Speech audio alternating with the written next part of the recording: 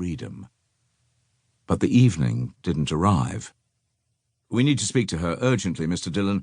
Do you have any way to get hold of her?" "I can try her mobile." "She isn't answering." "What's it about?" "I can't tell you that, Mr. Dillon, but this is important. It's essential we see her before the weekend." "I'll try to get hold of her." My voice sounded unnaturally calm, even to myself. I was always good in a crisis, and this was already a crisis. As I put the phone down, I knew this story had started.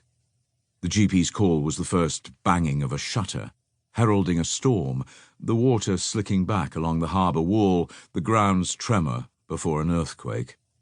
Something was wrong. Nicola's phone bleeped into a void, rhythmic and weak like the throb of a pulse, or a buoy flashing at sea to warn of danger. I tapped my finger on the desk to calm myself. "Hello." Her voice sounded normal. "Cara?" My name for her. "The doctor telephoned. I know, I got the message. I'm on the way home." "Did they say what it's about?" "No." We both sounded calm. This, it was already agreed between us, was how we were going to handle the crisis, whatever it was. We knew each other.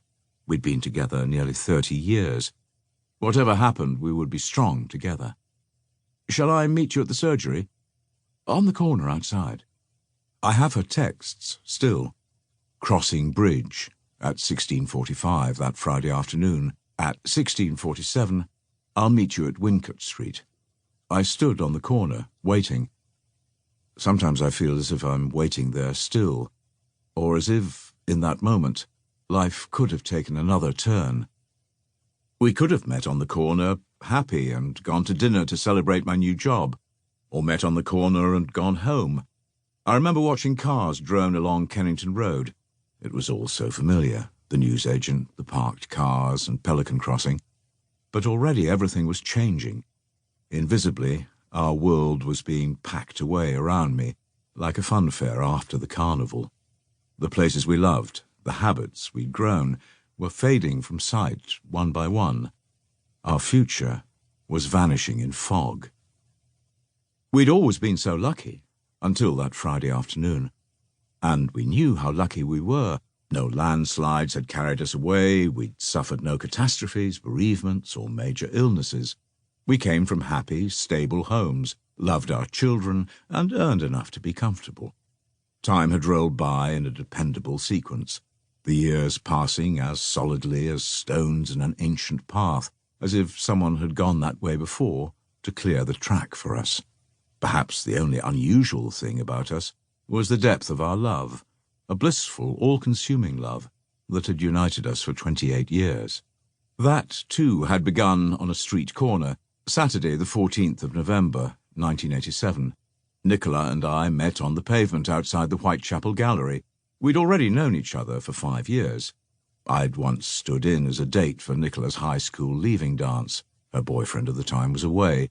She wasn't quite beautiful then. It was later she became lovely, but she danced wonderfully, as if her grace was internal, revealed by music, and she was just waiting for the years to complete her. Nicola's eyes were a warm sea green. Her mouth was wide. When she smiled, her lips broke goofily along the line of her teeth. Everyone loved her smile. 5 years on, we were close friends. We'd both been in other relationships, but even so, there'd been moments along the way when we'd glimpsed what was to come. I stayed with her family in France one Easter.